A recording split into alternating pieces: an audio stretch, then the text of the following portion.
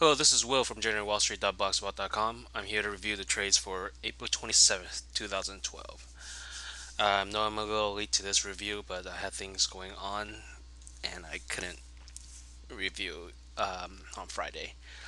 So, with that said, let's get to the trades. It's going to be a quick review. There wasn't many trades last Friday.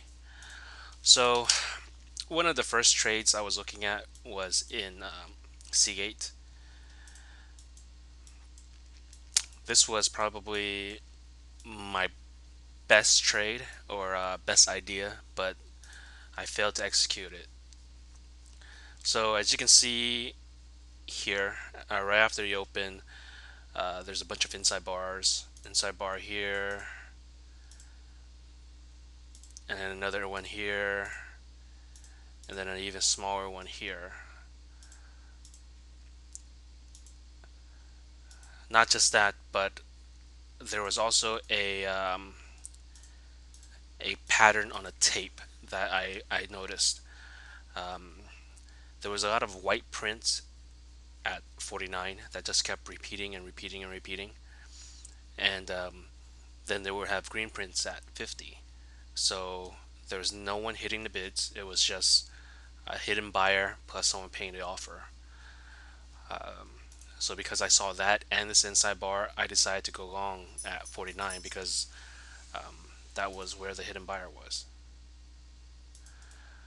So here is where I screwed up.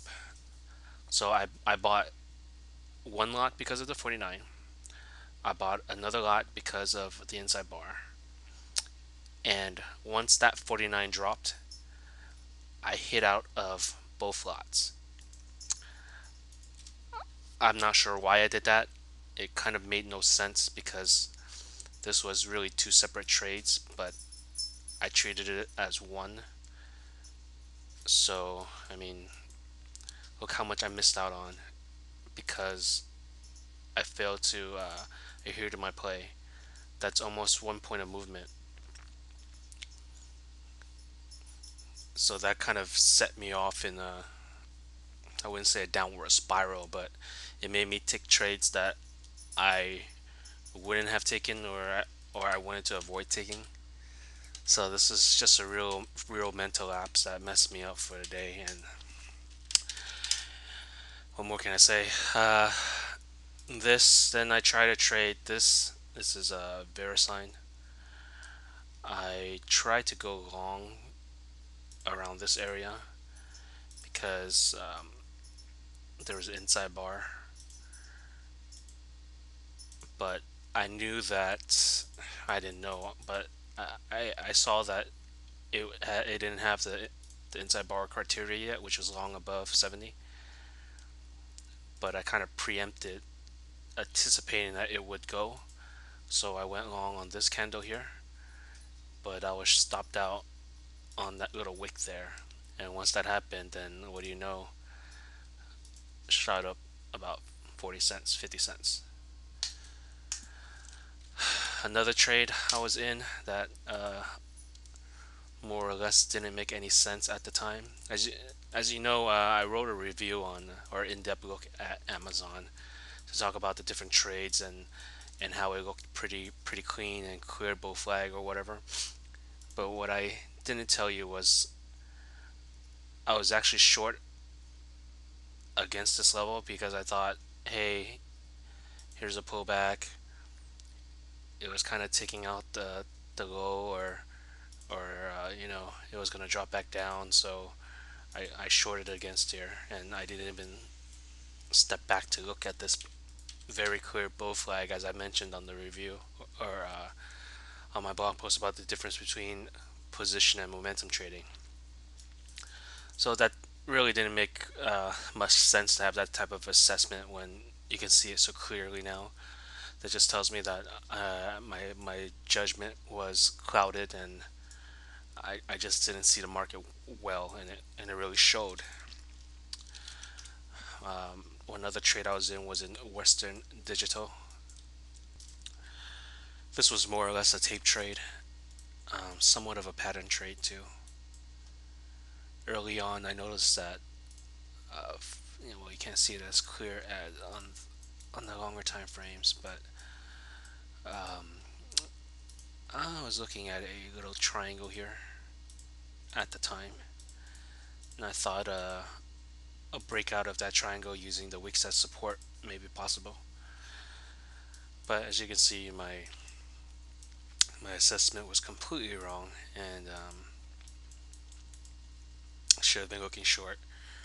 The reason why I was looking long was because as this was happening in Western Digital, the same thing was sort of happening in STX, but STX took off while Western Digital stayed down. And the Western Digital trade was, of course, after the STX trade, which I thought would have a continuation going higher, just like the other one. But that did not happen, and I failed on this trade too. So there you have it.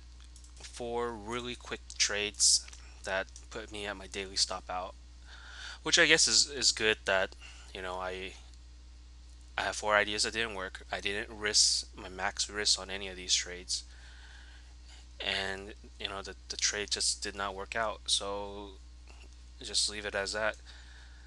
A couple other things for my long positions or my swing positions. I'm essentially out of everything. VVUS um, had news yesterday or Friday that they approved for a new ED drug. Shot this, halted the stock, shot it up, shot it down. But prior to that, I was actually out of the stock about 1425 around this area here. I did not know what news was going to happen, but for me, I had this trade this stock since 2250. So me selling around 25 is like a pretty good gain. So I got out of that. Netflix, I couldn't hold out any longer because I didn't want to hold it till expiration, and I got out about right here and right here for my put positions. Win, I actually sold out of my win calls about right here.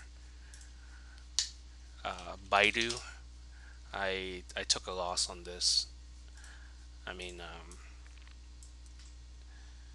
on the day of earnings, tanked, and I should have pinned it down here, but instead it just kept climbing and climbing and climbing, and I closed the puts for a loss somewhere in here. Lost maybe 300 or 400 on that trade, but that's okay. And finally, as you can see, GGP is again making 52-week highs, and I sold some more of it at 18. So now I am fully deleveraged, and this is a good thing. It's kind of like I just finished paying off a house, and now all the money that I gained while trading would go directly in my pocket instead of satisfying margin debt, which I had a lot of because I purchased GGP since, oh wow, since it was what down here, or right there was when I first bought, and I have not sold any since recently. So that's quite a run. Oh well, that's it for my review and my swing trades. Next week should be a interesting week. It's still earnings. There's not much. There's not much happening on Monday, but this week is going to be definitely full of lots and lots of opportunity. So we'll probably just take it light on Monday and see what comes up on my scanners and my anything above daily, below daily, or things like that. So there you have it. Thanks for watching, and I'll see you guys tomorrow.